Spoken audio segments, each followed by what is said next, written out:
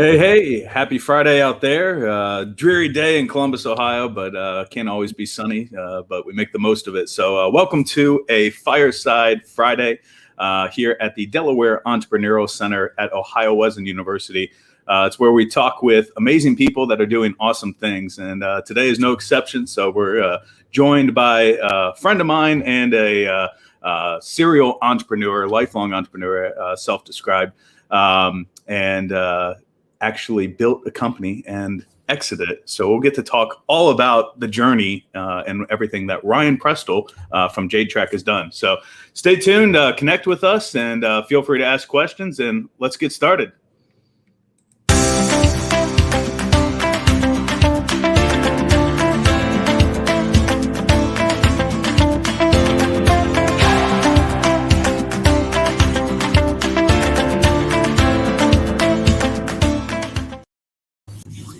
All right. Well, Mr. Prestel, welcome to Fireside Friday here. So it's a privilege to have you on and get your story out there and everything that you've done, full journey of the entrepreneurial spectrum, which we'll get to know. Yeah, thanks for having me, Steve. This is going to be fun.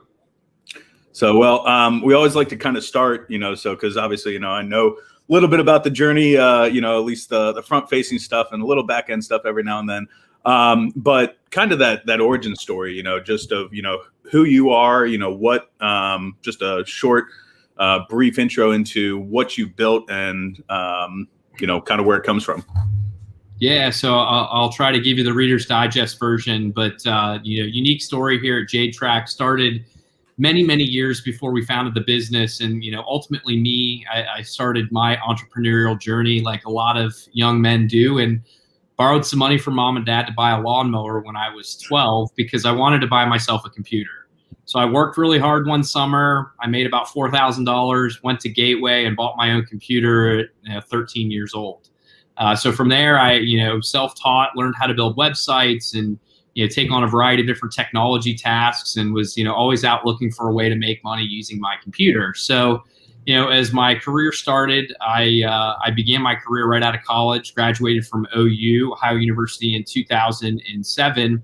I got a job at Abercrombie & Fitch. And as we all know, that time was a really interesting time here in the United States, because quickly after that, we had, what was known as the Great Recession. So retail got hit really hard. I was actually laid off and spent a couple weeks trying to figure out what I wanted to do next. Fortunately, this ended up being the best thing that ever happened to me. You never really think about getting fired or laid off as being a catalyst for something good, but it ultimately put me in a place where I was able to utilize my technology background to help a business solve a problem. So about 2009, I was working with Scotts Miracle-Gro inside of procurement, and Walmart came knocking and they said, hey, we care about sustainability. It's a big priority for us. You're a big supplier for us. We want you to care about sustainability. So can you please share with us what you're doing around wastewater, energy, and emissions?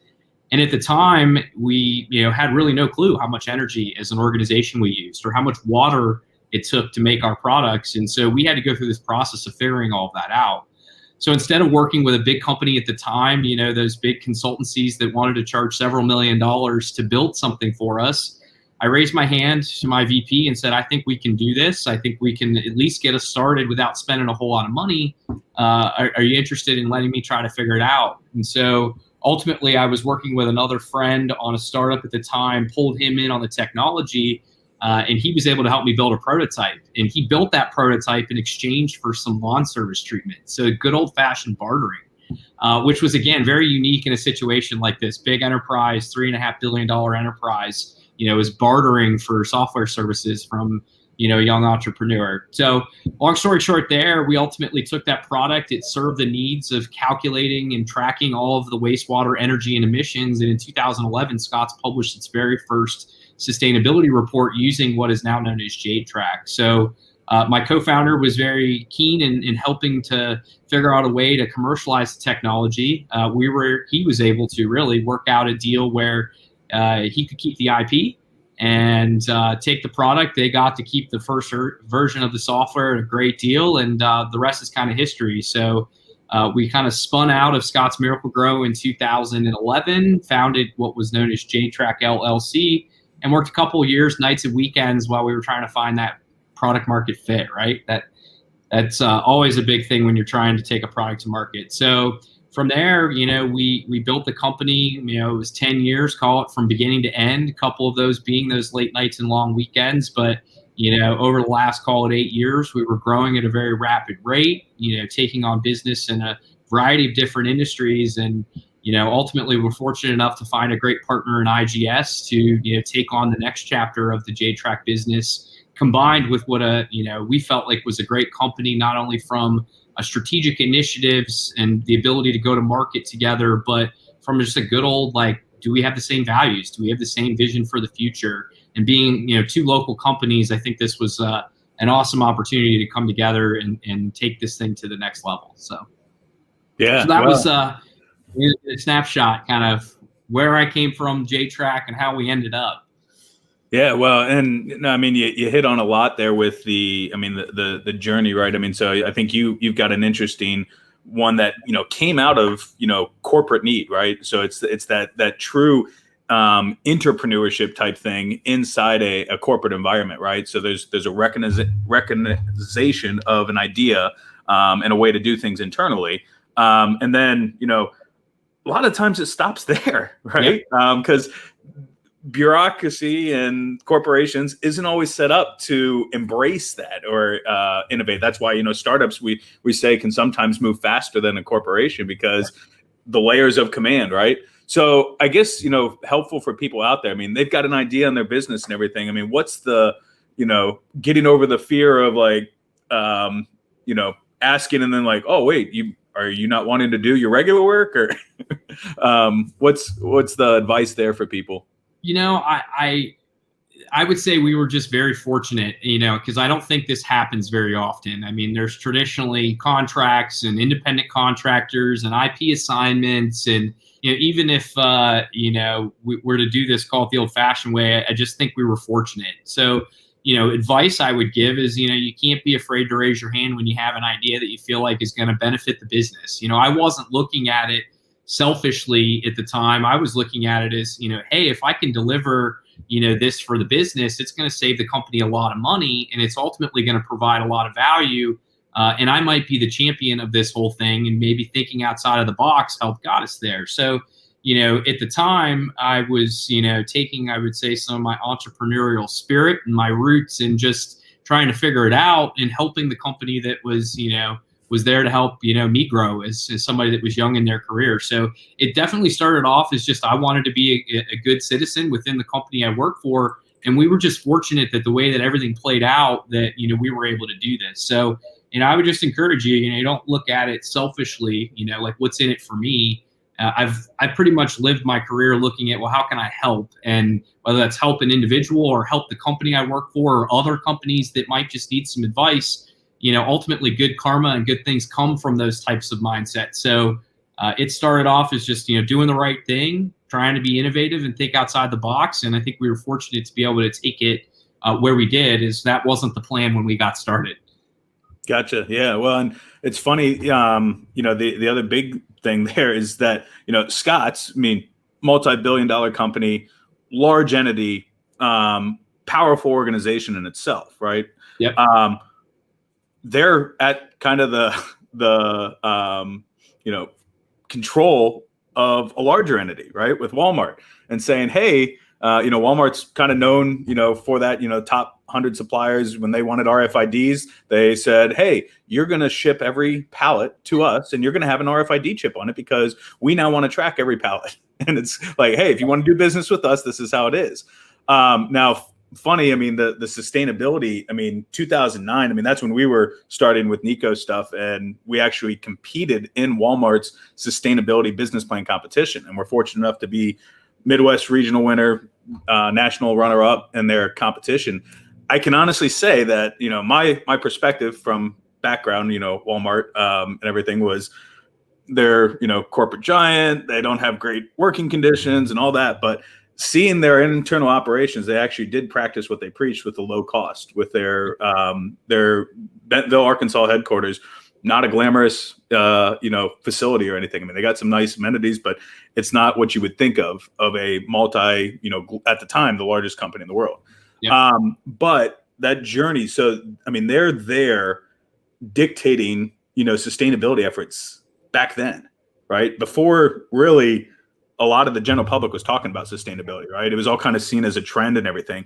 Where have you seen that evolve, both, corporately, but then also from a customer base, riding out that curve of growth of what is now, I think, an essential part of all companies' vision and the morals and values that they hold? Yeah, I definitely early. They were early. They looked at it, as a risk mitigation strategy. So, we in the industry, sustainability typically has that green thumb. The environmental impact, is kind of the lead. But in a lot of cases, these organizations are looking for ways to reduce risk, reduce cost, reduce potential impact to their supply chain, because of a catastrophic issue that might come from something that's related to climate change or related to, a price increase because of, certain supplier not managing their costs appropriately. So, ultimately, I think that being early, they had the opportunity to start, and being one of the largest companies in the world, to start forcing the hands of their suppliers. And it was really hey, we value the relationship. We want you to maintain that top 100 supplier status, but, we need you to do these things. And so it was a nice ask at the time. And then I think they've put some more teeth behind, how they evaluate suppliers. And in procurement, it was often that cost, quality, service, how do we rank in those categories? Well, now sustainability is just another marker that they use to evaluate the supply chain. So a lot of good reasons to do it. I think initially it was more of a risk management strategy, and then the benefits being environmentally friendly. But I think if you look at where we're at today, just about every organization has some sort of sustainability strategy and is looking for ways to be able to demonstrate their commitment to environmental stewardship, cost control, and connecting with the generation that, really believes that climate change is something that we need to take seriously. So I think, again, early catalyst, it's ultimately taken a market and made it what it is today, simply because of some of the early leadership. Yeah, well, I mean, it's very interesting to see where that, value has gone, right? I mean, they were talking plastic waste back then, and now it's everywhere, right? The rest of the world was like, oh, we don't have a problem, and it's like, well, when you're shipping 60% of your stuff overseas, yeah, you got a big problem. Yeah. But so riding that sustainability curve and everything, I mean, so you build it, obviously. Big corporations are concerned with it. You build it inside Scott's. I mean, the rest of the journey has just been straight uphill, no problems, no issues, right? None, zero. I mean, it was all rainbows and unicorns every day of every week. It's an interesting journey, and looking back on it 6 months now, past our exit. I look back, and some of those moments were very real, and like, you maybe didn't think that you would be able to continue on. And we had more than a few of those. And I vividly remember a point in time early in our journey when, we had all these outstanding receivables and we couldn't get some well-known companies to pay on time. And we had, 39 cents in the checking account with payroll due next week, and you have those moments where you're like, it's over. It's like, right. We're not going to be able to make payroll. We're going to be letting everybody go. And, there's definitely something to be said about, hard work meeting a little bit of luck, because, regardless of how hard we worked through some of those situations, a lot of it was outside of our control. And, being able to, see a check come in that you had to rush to the bank, 24 hours before they're drawing, payroll out of the account, that stuff, you couldn't have timed it any better. So, you look back and it's like, all of that helped build upon, itself. And I think it made you more resilient as you ran into bigger challenges, as you tried to scale, and as you introduced more people and customers into the business, the problems only got more complicated. So early on, you suffer through things that at the time seemed like they were the end of the world. But when you kind of look back at the entire journey, those early things might have been small blips on the radar compared to some of the others that you had to work through as, you started to scale the company. Yeah. Well, so, I mean, looking back, in hindsight and everything, I mean, any lessons learned or landmines to avoid as you build that you're like, man, if I would have known that back at year 2, I would have done this a little bit differently? Or yeah, I mean, I think that the best thing that we did early on was we just got started, and we knew that we didn't know everything and that we were going to make a lot of mistakes, and so first startup, all of the things that come along with that, a new industry, didn't quite know where we could take this green sustainability product here in the Midwest and actually get some traction with it, because in those days people weren't buying green, they were buying cost savings, and they were buying things that maybe looked like they were sustainability related, but that wasn't the reason they were getting budget. So, ultimately, I think the biggest lesson that I learned in all of this is that the business starts and stops with the people, right? And so, that age-old saying of, hire slow, fire fast, that is something that, I will take into my next venture, because, I think it's so true. You can't hang on, and you shouldn't rush, those initial hires. And so finding good people that believe in the mission and ultimately are passionate about where the business is going is so important. I would also say that we were a little late in kind of the, figuring out who we were as a company. Early on, we didn't really think about company values. We didn't really think about, what are the principles that we live by. We did that, I think, in year 6, year 7. At that point, we had how many people on the team? We were, hiring. So I look at that being, while it might seem fluffy in the beginning, you got one co-founder, maybe not even a co-founder, and you're sitting down, trying to figure out what your values are, just seemed a little weird. But, looking back on that, that was foundational stuff that, I would encourage every entrepreneur to sit down and say, well, what do I want out of this? What makes this business what it is? What is our ultimate mission as a company? Because it's not to make money. That's an output of a successful company, right? You need money to be able to grow a company, but you shouldn't go into a business, start a business to just make money, because it's probably not going to work out for you. And I think early on we had a bigger mission, but we never wrote it down. And we never really had that, agreement across all the partners, the investors, and the early employees is like, well, what is our moonshot? Okay, well, back that up 50%. Where are we going to be in 10 years? Okay, well, how are we going to get there? And it all started with, what do we believe and why do we believe that? So I think values and, setting that early stuff up and, creating a strong foundation is so important, and would encourage every company that's just getting started to look at some of those things as a good place to anchor the company, because you can change, you can pivot, but ultimately that serves kind of as a compass in those early days as to, who you should bring on. Do they believe? Are they going to be a good fit?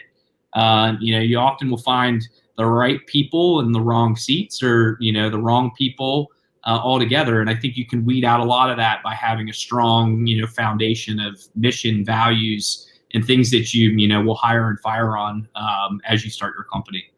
Yeah. Well, it's, the playbook, the rule book, and that battle cry, right, that everybody can get behind. Yeah. As times, as they always do, it gets a little, edgy, and you're on that climb back up, on the roller coaster ride of entrepreneurship. That's what you fall back on, right? So that's where it's like, okay, guys, this is why we're here, and there's a fun ride ahead, but this is what we're all standing for. Got a question here from Mr. Sonny Martin, Sonny Martin. So speak a little bit on the due diligence period prior to the close and sale. So how was that experience? Yeah, so that was an interesting experience in a couple of ways. We weren't, actively looking to exit, and ultimately it was an unsolicited offer that came about this time last year. That got the board thinking about, well, this looks kind of interesting. Should we evaluate a fundraise, or should we try to maximize an opportunity, to exit? And so at the time, the decision was made to go out and take that unsolicited offer and, see if there would be others that would be interested. And so we didn't hire a banker. I basically said, I think that there's a couple of companies that we work with or that are in the space that we have strong relationships with that would be interested. So we pretty much ran our own process. We started with, I think 6, interested parties, 4 actually submitted, non-binding letters of intent. We shortlisted it to 2, and we're able to work those 2 final candidates to a place where we needed to evaluate like what type of deal did we want, who was going to make the best partner long term, because there were a lot of other stakeholders that I was considering, the impact of this change would be, and those were all my employees and the early folks that signed up for our mission early on were going to be impacted by whatever decision our ownership team decided to make at that point. So, once we decided on IGS, the due diligence process was a very smooth process. And I think, we can attribute a lot of that to their team knowing how to do this. Like, they've acquired companies in the past. They ran a very formal process. I would say that, as a smaller company, there wasn't as much due diligence as buying $100 million company, right? So, and they were out buying a lot bigger companies in their space. So we were probably a little bit easier to work through, although it was a different type of acquisition. They knew what was going on. And so exchanging information, set up the data room, you provided the initial set of information, and then there was just a list of questions and, things that we worked through and validating a lot of the things that we were saying, contract reviews, making sure that there weren't any landmines that they were inheriting. And so, very fortunate in that the way that we were able to set everything up, it worked out, to be a very clean process. And, I think that helped to make the due diligence process easy as well. Easy is, maybe a misnomer there, but it was seamless from my perspective. So. Yeah, well, and so, I mean, and you mentioned, when you're looking at the unsolicited offer, going out to companies and partners that you're working with, right? So of getting that. And I think that's one of the fearful things sometimes as an entrepreneur. You build a startup and you're like, oh, I got to keep this secret from the big guys because, they can hit me and take out my entire business or whatever. But I know you've been able to do things along the way, have kind of that strategic partnership or alliance or collaborative effort to get there. I mean, what was the decision making like, of who do we go to, who do we let see, who do we not, what do we need to protect, that type of thing? It was funny because I remember one of my board members, sold a company back in the energy space early on in his career, and I was asking him one time, I said, JT, like, how did that acquisition come to be? It's like, well, I called him. I'm like, you what? He's like, yeah, I picked up the phone and I called the person that I thought would be responsible for this. And I said, hey, I think we'd be great partners. Do you want to talk about a potential, acquisition or investment? And the conversation started very candidly through just cold outreach or, semi-warm outreach. But you just pick up the phone and called them. And so I was like, wow, that seems a little counterintuitive. And so that was kind of the approach I took too. I felt like there were some partnerships in places that would be interesting to have that conversation with. And so, picked up the phone and started calling some of my contacts and, said, hey, looking for strategic partners. We're, entertaining investment, and we also would be entertaining an acquisition if that would be of interest.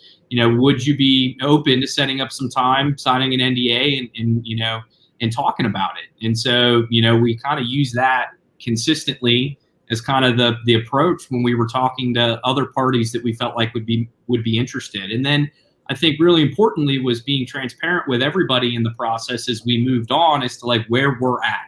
Like, what expectations did we as a company have? Like, what was our timing?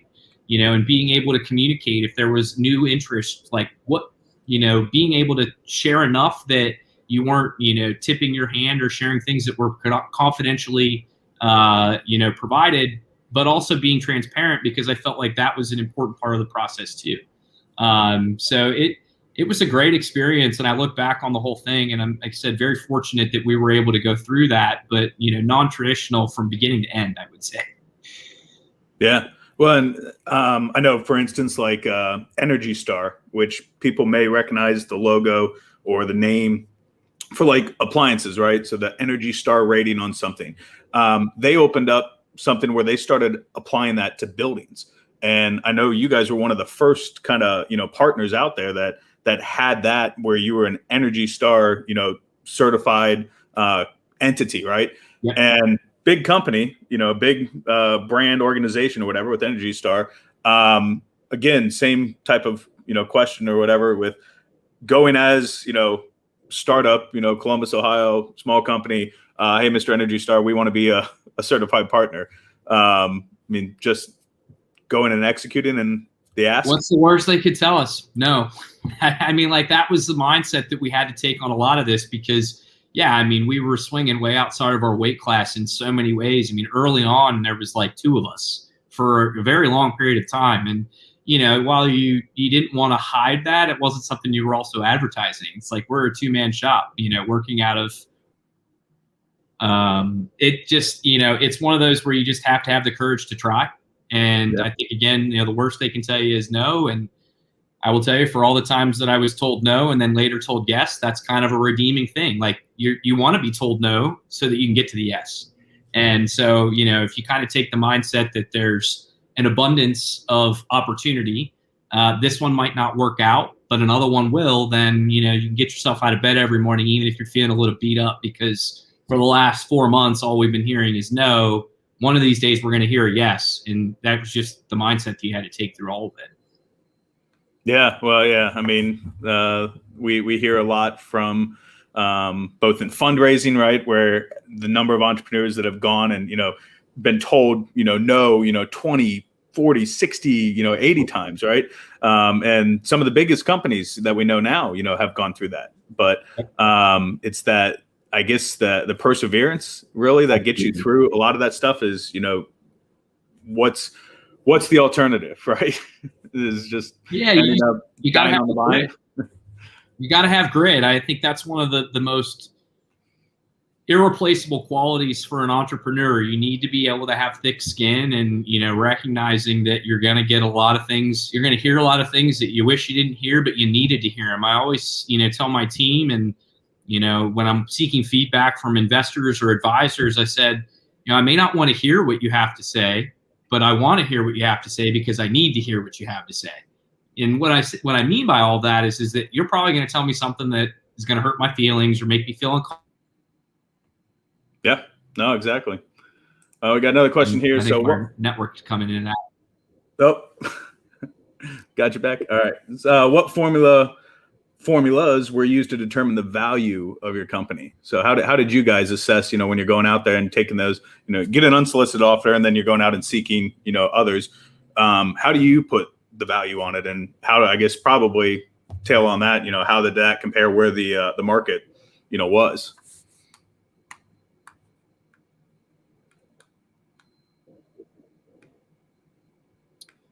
Yeah, valuation's tricky. Am I back? I think I'm having some network choppiness here. Can you hear me? Yep. Good. Yeah. So valuation's tricky. Whether you're fundraising or you're, trying to sell your business, and in startups, discounted cash flows are typically not a way to value the business, because there's, in a lot of cases, not profitability, and it's going to be really hard to model what future cash flows look like. So, we used our unsolicited offer as kind of a peg to start from. And then the last round of fundraising, also helped. So, what were the last checks in? And then, being able to use that with some industry guidance as far as a multiple of revenue was how we went about trying to mark where we felt like the business was valued. So it was definitely a little art and very little science. And I think, again, that unsolicited offer and then the last fundraise was probably the 2 things that helped us, establish an appropriate value. Gotcha. So, question I always like to ask, obviously as an entrepreneur, CEO, you don't have all the answers. We only know what we know. Who do you look to for guidance? Whether it's, famous, people, like what's been a source of inspiration for you as you built the company and your entrepreneurial journey? Yeah, great question. I'm an avid reader. So I like to go out and, typically I like to learn from others. And, there's plenty of ways to do that by just getting on Google and looking for, advice. People are documenting their experiences along the way. So I did a lot of that, emulating successful businesses. That was a way that I was able to kind of learn and tweak as I went along. I was, very fortunate to have a strong group of investors that could provide feedback, and they'd been through it as well. So, there was definitely advice that came from my board, my investors, colleagues in the space. And, I think the community, like I look at the Columbus community as being, a great place to start a business, because a lot of the founders are going through the same things. They're underrepresented. There's not enough capital. We're often considered a flyover state. Move to Silicon Valley, is kind of the common stuff that we hear. So, rallying around each other was one of the ways that, I felt like we could swing outside our weight class. And Columbus has been doing that for years. So I definitely attribute a lot of, the advice I got from the community and just bouncing ideas off, whether it's people like you or, down at Rev One Ventures when you're hanging out, during a networking event, that was a place where you could share freely how things were going and get advice from people that had been through similar situations and try to apply that to, what you were going through. So I like to seek out knowledge wherever I can, and then, process it in a way that I can apply it with my touch, because, just taking advice at surface level isn't always the best thing to do. You got to filter it and then use it in a way that works for your situation. So I always felt like, let's go out and find as much knowledge as we can and then parse that down and be able to apply pieces of that in a way that would be beneficial for where I'm at.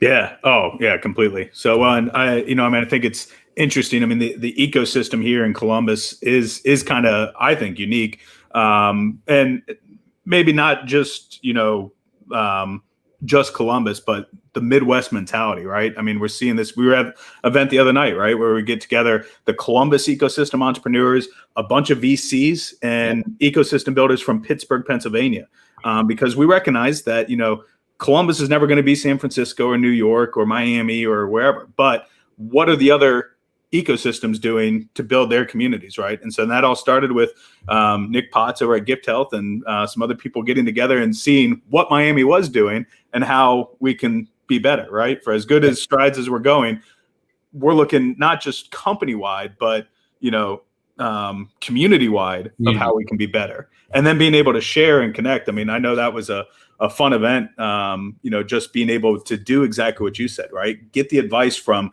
those that are going through or that have already made the decisions that you're facing now, because there's not a single one of us that is self-made or that is has all the answers, or that the first time you do something is the first time you're doing it.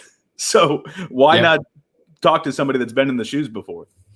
Absolutely. Yeah. And, Nick and I were both on vacation down there, and he sent something on Twitter and I sent him a message and said, let's meet up. I'm down here too. And so we hit that Miami networking event, and we were both blown away. Not only had it been like 15 months since you'd seen other humans, so that was kind of, interesting in and of itself, but the community was very welcoming. There was not, this like looking down your nose at, at the young entrepreneurs that had not figured anything out or didn't have an exit, and they were all trying to lift each other up. And we both looked at that and said, man, there's a lot to emulate here. I think we have the ingredients of it at home, and, we just need to get back to community building, because, I think COVID dampened a lot of that, that opportunity with not being able to see people. So, coming back and Nick putting some things out on Twitter, it got everybody all excited. And a week later, we have 50, 60 people, getting together, pitching and talking about startups in the community. I mean, that was surreal. It's amazing to be able to do that in about a 7-day period, see another community that I've wanted to check out and have been watching from afar, and then being able to build upon that and bring it home and kind of kickstart, us all getting back together again. Hadn't seen you in how long, right? I mean, it's been one of those things where it's like, it's just good to get back together and be in a room with a lot of like-minded people that are trying to solve big problems. Yeah. Oh, I mean, I think that's one of the most important things that any entrepreneur, even if you're not an entrepreneur, you're just in, in business and a career, right, is go out and seek that advice from others that are like-minded. I mean, there's the whole mantra of, you're the average of the 5 closest people around you and everything, and if you're not where you are, up your game, up your level, up the people that you're talking to, because it's contagious, right? The spirit's contagious, the work ethic, the ideas, it's that buzz, we call it here at the Hive at the Entrepreneurship Center, is the buzz in the hive, right? Yep. So all building different things, but you can take away a lot from other people and working. And you had similar experiences down at, Rev One when you guys started there, and then outgrew that into your own spaces. And now, I guess moving forward, I mean, you're building the company inside, still running the organization, but inside a larger corporate thing. Freedom and flexibility to still be the innovative startup. Yeah, absolutely. I think that was one of the big things that when we were evaluating, which direction we wanted to go, the IGS brand was very strong. They'd made a recent commitment to, net zero energy for their entire customer base by 2030. I mean, that's a big deal. You think about every supply deal that they do by 2030, everything's going to be net zero. So like ambitious commitment to climate and sustainability. And then when you look at their, desire to be innovative, I mean, they are working on a variety of different innovation projects, have an internal labs team, which is where we've been, placed inside of the organization. And we've got incredible minds that have been working on all kinds of things, from DERMS platforms to data platforms to, other products and services that, is going to ultimately allow IGS to continue its leadership position in the space. So again, fortunate that we had an opportunity to select a great partner. And I would say that, we've added resources, like-minded people that share, similar vision for the future. So it's been really good. And I think adding those resources that we needed, but often didn't have budget for, or didn't have an immediate, got to do this or it's going to be make or break, has allowed us to, improve our product, deliver better quality of service. And, I think we're going to have a stronger reach now that we're teamed up with a large organization and a leader in the space. So again, very fortunate, and count my blessings every day to be working within an organization that, understands where we need to get to as a company in the future, and then is making those investments to be able to get there. Gotcha. Well, no, it's been awesome, and congrats on the exit, the successful journey all along the way from startup concept and idea, even inside a corporation, to building it, and then getting that exit and acquisition into another large corporation. So truly admirable, and we appreciate the advice. Any closing thoughts or anything for those going through the journey that look at the success that you've had? I just say get started.